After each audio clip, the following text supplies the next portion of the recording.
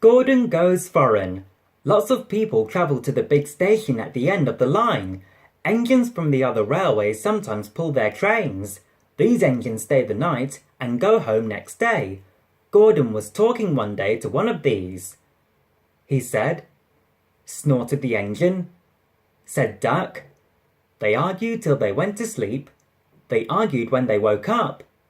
They were still arguing when the other engine went away, said Gordon crossly. Said duck. James broke in. Laughed James. Gordon rolled away, still grumbling. But that was easier said than done. London lay beyond the big station at the other end of the line. Gordon had to stop there. Another engine then took his train. He thought.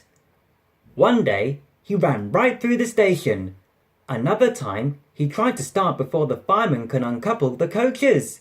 He tried all sorts of tricks, but it was no good. His driver checked him every time. He thought sadly. One day, he pulled the express to the station as usual. His driver uncoupled the coaches and he ran onto a siding to wait till it was time to go home.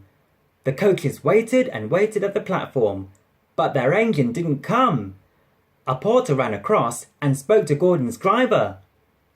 The driver climbed down from the cab and walked over to the station.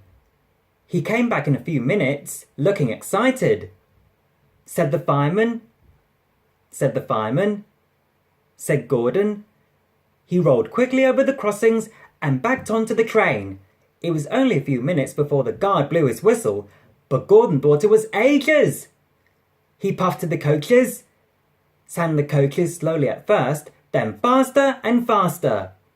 Gordon found that London was a long way away.